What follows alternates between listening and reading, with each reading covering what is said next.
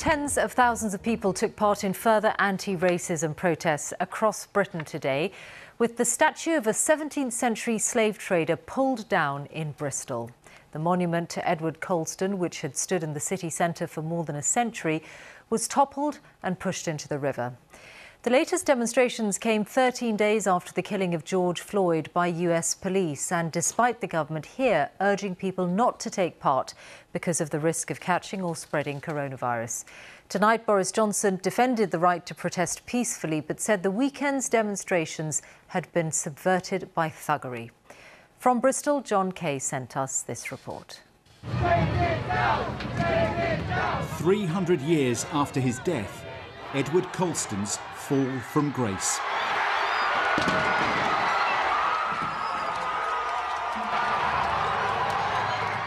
For centuries, he took pride of place in Bristol, celebrated as a merchant, politician and philanthropist. Now reviled for his part in the slave trade.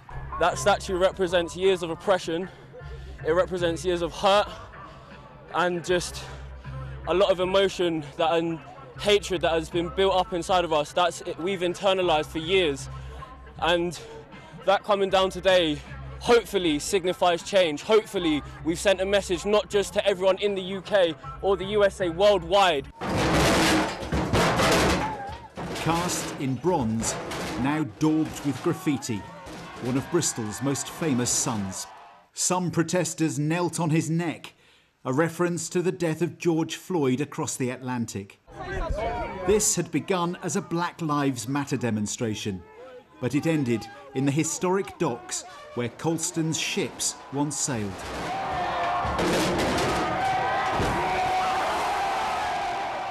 Gone. You're gone.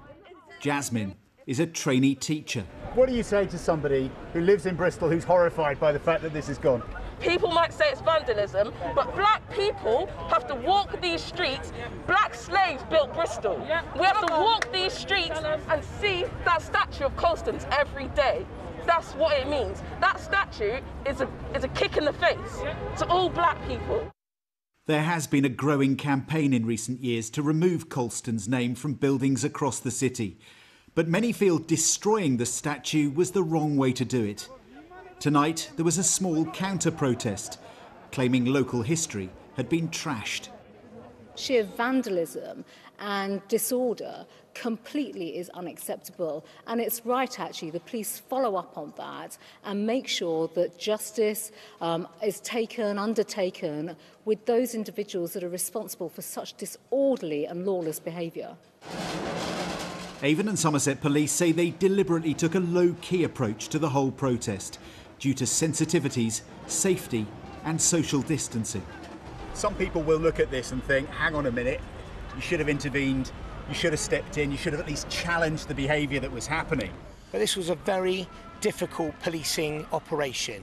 There's a lot of context that sits around it, and I believe we did the right thing. No regrets? No regrets. Well, this evening, people are coming down here, laying placards, and many of them just standing, looking in disbelief at what has happened here, that in one afternoon this city has challenged its history and changed its landscape. John Kay, BBC News, Bristol. Elsewhere, protests took place in several parts of the country, with thousands gathering at the US Embassy in London. A small number remained near Downing Street into this evening, and they have just been ordered to disperse by police. Chichi Zundu reports. Another day where thousands have marched peacefully against racism. Black is not a crime! Being black is not a crime! In London, the focus was the US Embassy. I'm from Oakland, California, so I grew up with a lot of police violence around me, and it's something I don't want my son to experience in his life. You know, so that's one of the reasons why I'm in this country, because it is less violent, but there's still racism, so we have to fight it. So therefore, we're here today. This is my deep passion, and I'm here because I believe that black people deserve the same chance as everybody else. We need to tackle racism, and we've never really dealt with it in this country and many countries, and there comes a time when we all have to speak up.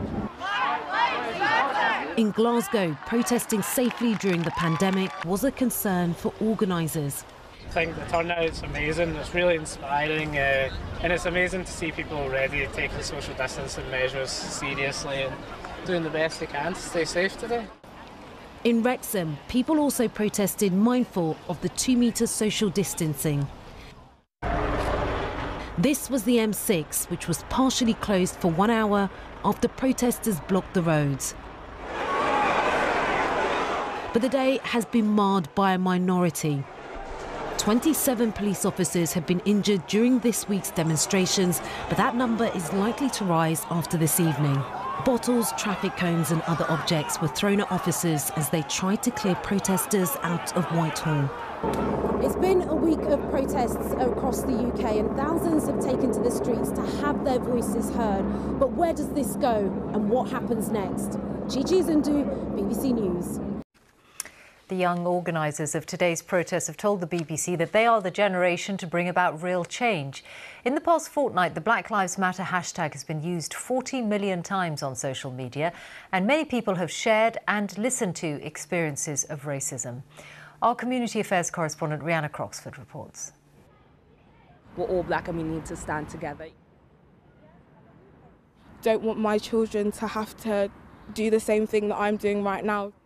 We, the bereaved families that are left behind, are the voices of the cemetery. They are 4 decades apart, united by the same battle against racism. Natasha is 21 and just a student. But today, she and her friend Ima have brought together thousands of people across the UK to protest over the death of African-American George Floyd. You can't really tell the oppressed how to feel, because we're the ones who are experiencing it. Just because people aren't out on the street pointing at me and calling me the N-word doesn't mean that racism isn't still alive. What would you say to people who criticise the lack of social distancing at these protests? We have a health pandemic happening right now. I don't want people to be affected, but at the same time we have another pandemic, a pandemic of black people being killed and shot every single day, and no one's talking about it, no one's fighting about it. So I think that we need to fight both of these pandemics. This isn't the first time people in the UK have taken to the streets to protest. The Brixton riots in 1995, the London riots in 2011, and the protests today have all been triggered by the deaths of black people killed by the police or in police custody. These are the faces of some of the people who have died. An uncomfortable history, some say it's now time for the nation to confront.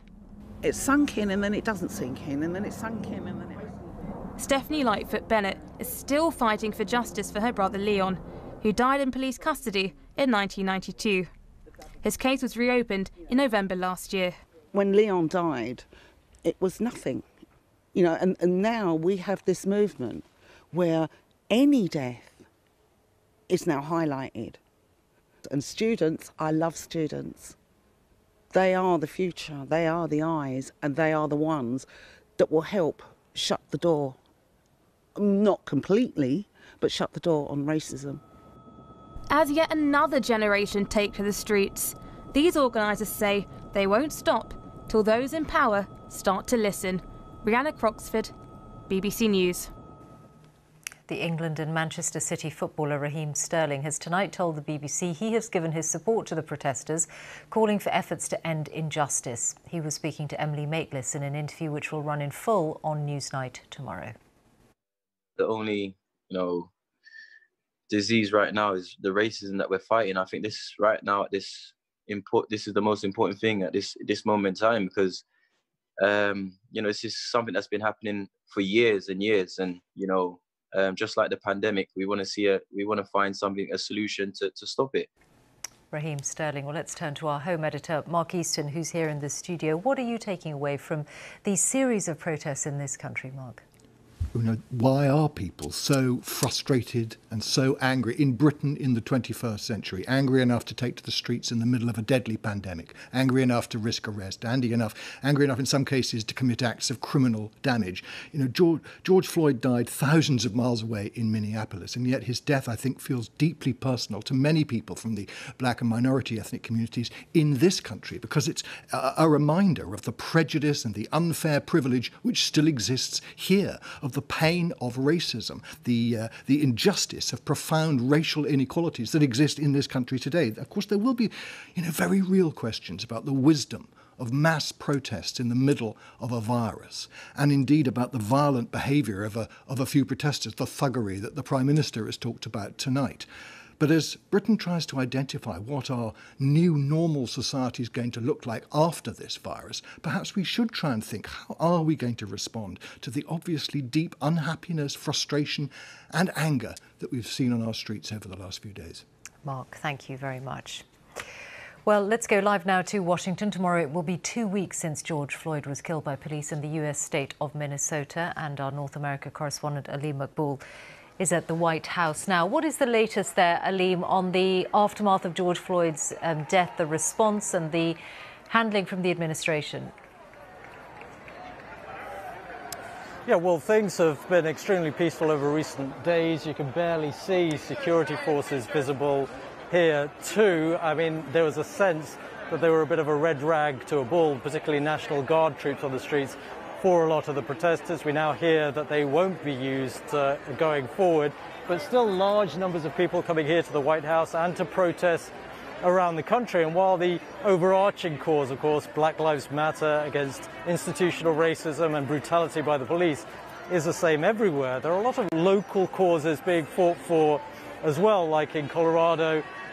People are fighting for justice for a particular family of an African American who was killed by local police there. And in other places, like in Virginia, there have been protests calling for Confederate statues to be removed. And in some cases, protesters have taken matters into their own hands, removing memorials to those who defended slavery or even fought to keep slavery.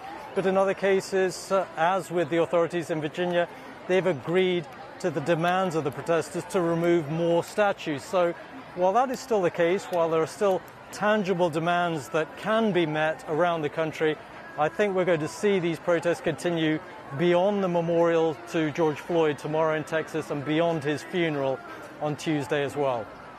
Aleem Maqbool in Washington, thank you.